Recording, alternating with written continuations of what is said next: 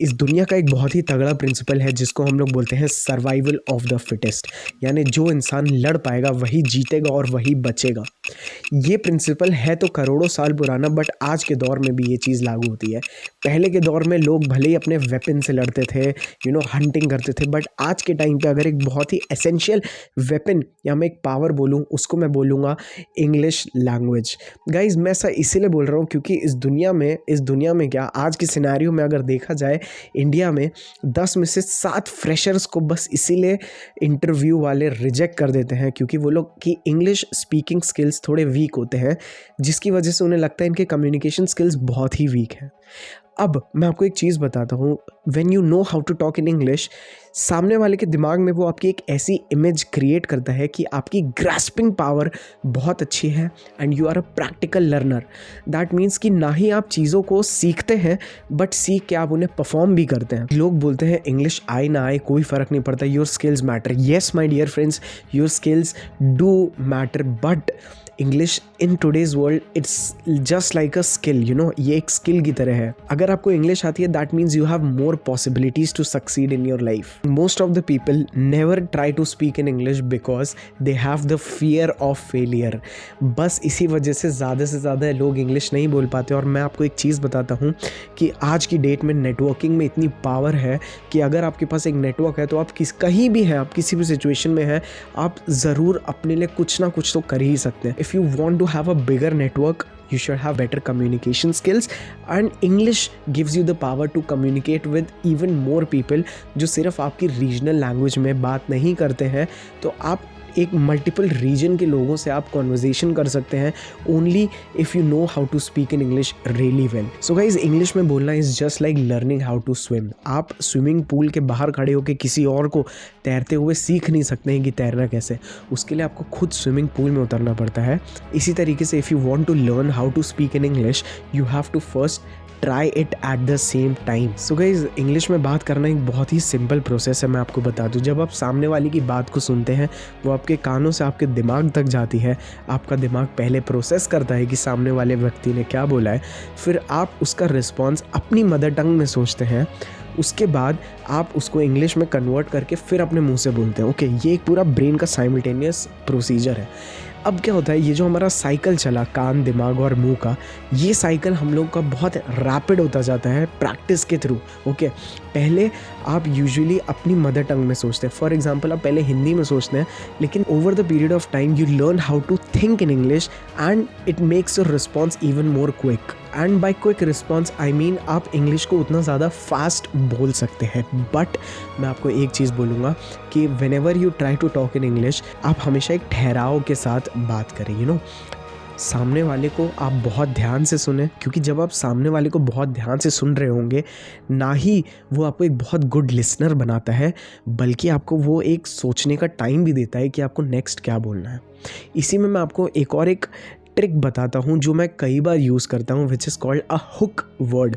Okay, एक hook word कुछ भी हो सकता है, जैसे या तो आप ओके, जैसे अभी मैं कई बार ओके बोल देता हूँ, it's a hook word from me जो मेरे ब्रेन ने अपने आप बनाया। तो जब भी मैं एक हुक वर्ड का यूज़ करता हूँ कि ओके, इस समय जब मैं एक बार ओके बोलता हूँ तो it gives me a delay of 1 or 2 seconds to think कि मुझे इसके आगे क्या बोलना है।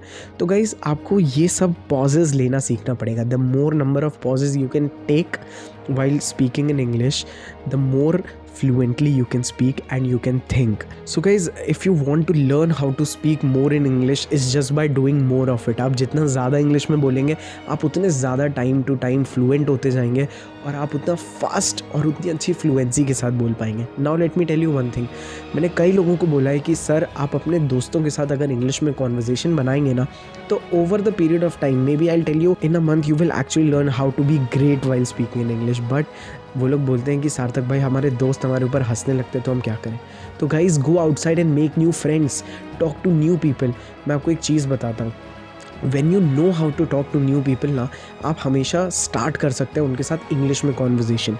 इसकी वजह से क्या होता है, आप जब भी इंग्लिश में स्टार्ट करेंगे बोलना, तो सामने वाला भी आपको इंग्लिश में रिस्पॉन्ड करेगा और स्लोली आपका वर्ड्स बिल्ड होते जाएंगे। So for example, if you want to talk to a new person, it is as simple as कि आप नए व्यक्ति के पास जाएँ, आप उन्हें एक छोटा सा कॉम्प्लीमेंट दे दें।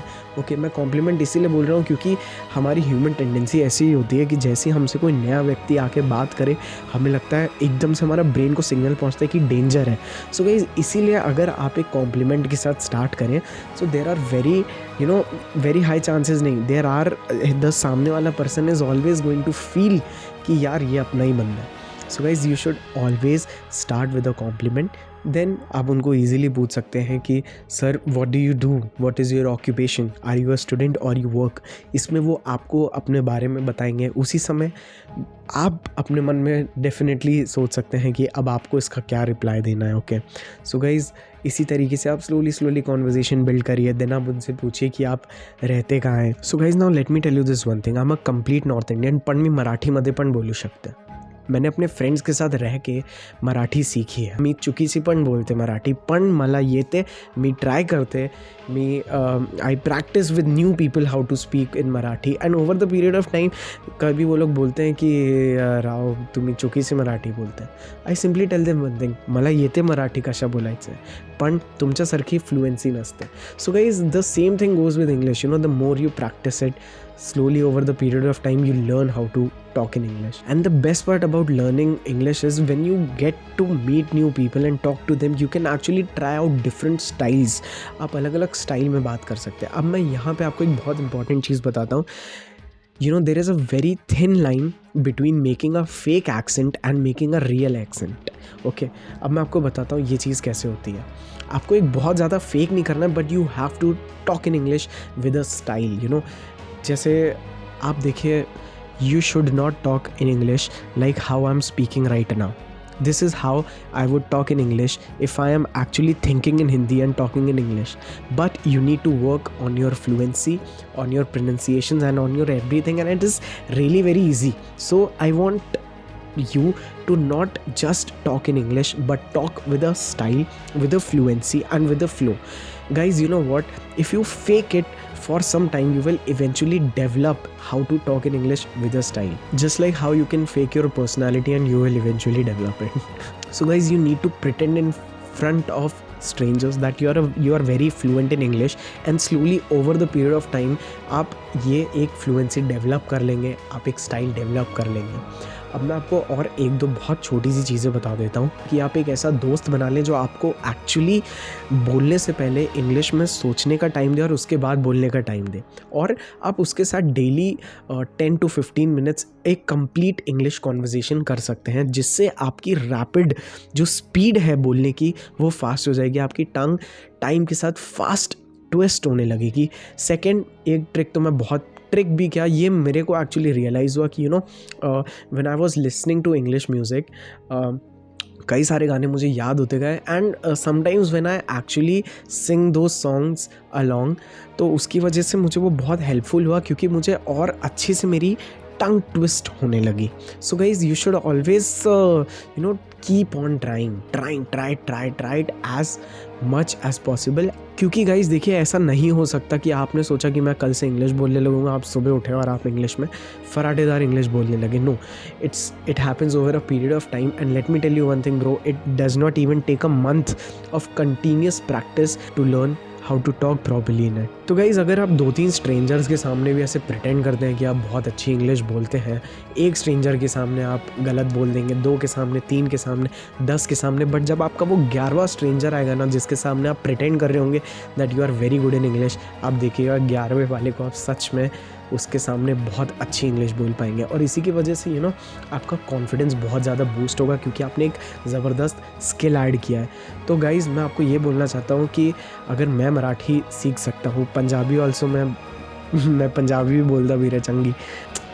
Now what I am trying to tell you is you need to learn, practice it with people, you will get nervous. मैं तो सच बता रहा हूँ, मैं कई बार जब मराठी बोलता हूँ महाराष्ट्रियंस के साथ, मेरा जबड़ा अकड़ जाता है, बट मैं फिर भी ट्राई करता हूँ। कई बार मैं गलती कर ही देता हूँ, but there is always a chance and a better opportunity next time waiting for you. So guys, this is all from my side. I will see you all in my next another video. I love you all, bye and all the best.